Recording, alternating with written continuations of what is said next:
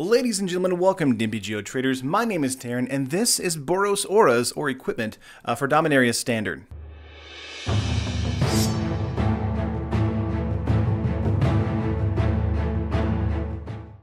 So this is a list I feel like might get more impactful once rotation happens in September, but for right now, this deck is probably around Tier 3, Tier 2, not that amazing, but still has a lot of good pieces and needs to be talked about, especially for being a budget deck. This is Boros Auras, a deck using a lot of auras and equipment to put onto cards like Champion of the Flame, SRAM Senior Edificer to draw cards, and other things like Tiana to get them back from the graveyard once they've hit the graveyard.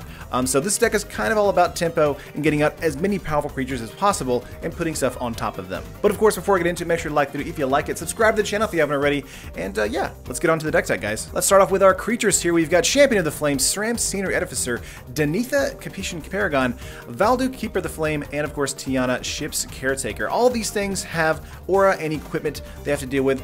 Champion of the Flame going to be our great 2-drop here, our premier 2-drop basically, a 2-mana 1/1 with trample. It gets +2/+2 for each aura and equipment attached to it. That is ridiculous, that is insane. Champion of the Flame, if you play it on turn 2, is going to get removed by a Fatal Push or Lightning Strike, something like that. So we want to make sure that Champion of the Flame is coming in protected, or coming in the mid to late game where it's a great, huge threat against our opponent. However, it can just end the game by itself too, so that's something to look forward to as well. SRAM Senior Edificer is actually here as a 2-mana 2/2, but it's also a great way for us to draw cards if we cast an aura or equipment spell as well. So as soon as we get something on top of a creature, if SRAM is on the battlefield, we actually draw an extra card, being able to basically kind of shift through or sift through our deck for either lands or other creatures or, you know, equipments or auras on our deck list. So I think this is a great card for us, especially in the early game. Get this out first before we get our Champion of the Flame out, because this might actually kind of ping a removal spell towards it, because it does give us card advantage as well. So a great card. It is a legendary creature as well, so we don't want multiples on the battlefield.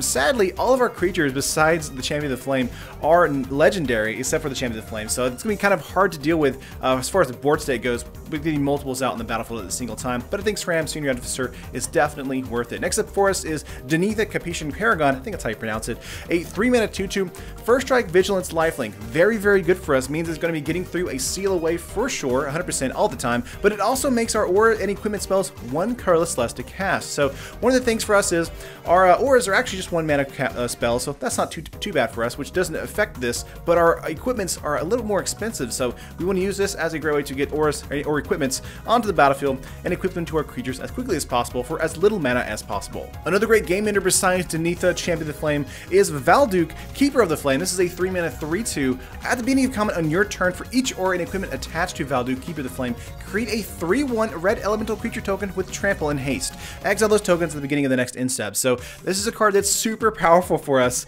It's basically going to run over an opponent if they are not ready for it, and if we have this on the battlefield with 2 or 3 auras or equipments on top of it, it's going to just run roughshod over everything on the battlefield. Either they're going to be, you know, making sure that they trade with Valduk unless it has first strike or something like that, but also we have those 3/1s just crashing in with trample damage. Ridiculous, super powerful, and of course can kill like a planeswalker as well as an opponent's life points as well. The last creature in here is a 3/of Tiana Ship's Caretaker, a 5-mana 3/3 flying first striker. So this is a good card for us to just be in the air, because all the things on our field right now either have, you know, will have first strike or trample or vigilance, that kind of thing. We don't really have flying except for Tiana, but it also has, whenever an aura or equipment you control is put into the graveyard from the battlefield, you may return that card to its owner's hand at the beginning of the next end step. So if we have a creature that dies, or a creature that, or a artifact that's destroyed or something like that, if it goes to the battlefield, Tiana's just going to get it right back unless they deal with Tiana first. Very, very good for us. Next turn, we'll probably throw out that aura equipment on top of Tiana too, so very, very awesome.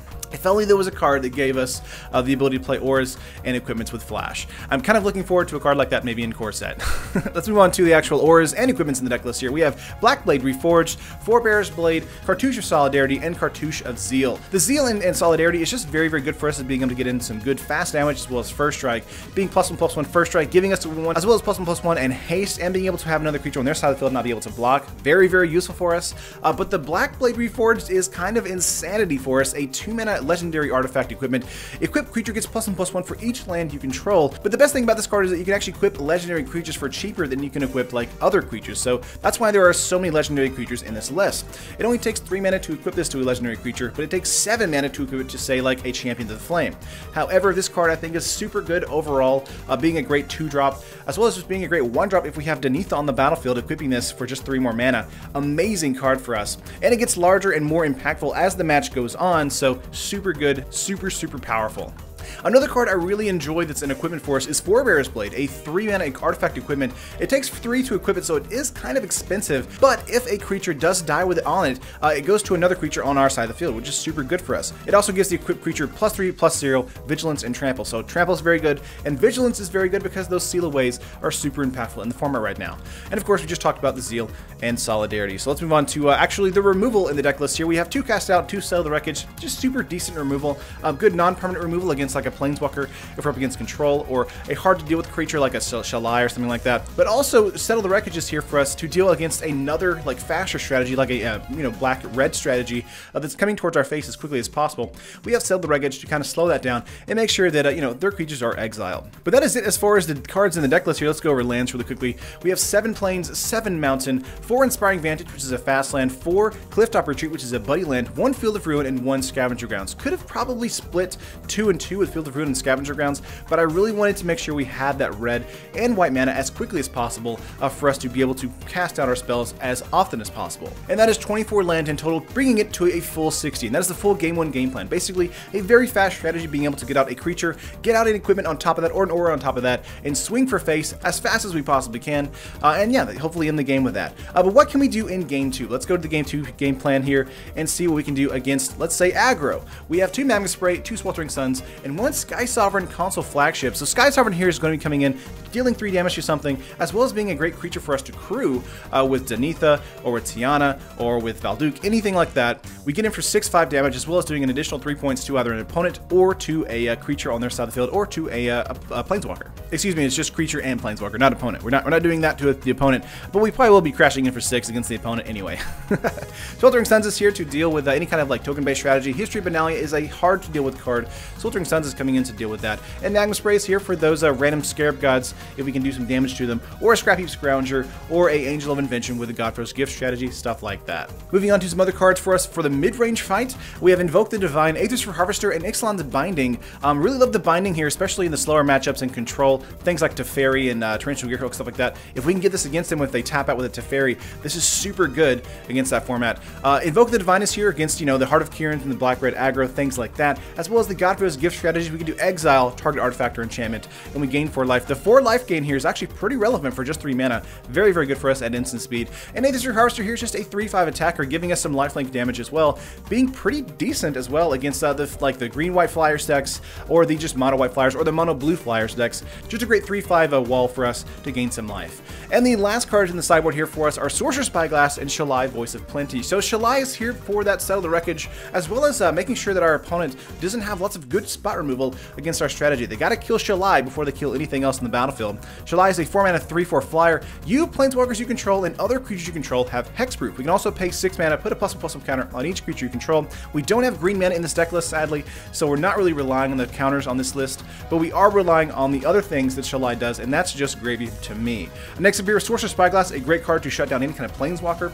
Also very good at shutting down a Heart of Kiran, or a crew creature, or a crew vehicle rather. Just a super useful card overall, thanks to the Teferi control decks going around right now. I like it a lot. 2-mana artifact. As Sorcerer Spyglass enters the battlefield, look at opponent's hand and then choose a card name. Activate abilities of sources with a chosen name can be activated unless they're mana abilities. So they can still do stuff like Shalai's, pay 6, put counters and everything. So if you name something like that, it's still going to get through that.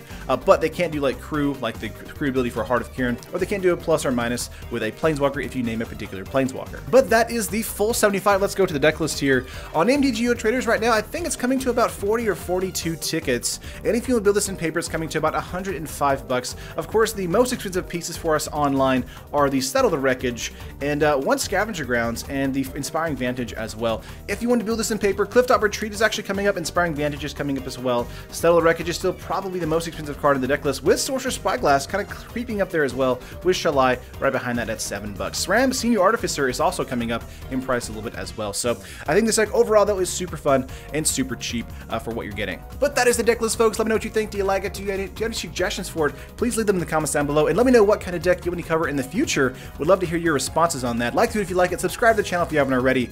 And yeah, I think this deck is probably going to get a lot better once rotation happens. We are losing SRAM, Senior Artificer, but we are kind of like keeping everything else in the deck list, so I think we'll probably be fine, with the exception of probably Cast Out, replacing those with like Seal Away, things like that. But that's going to do for this video, guys. I love you all, and I'll see you in the next video. Peace.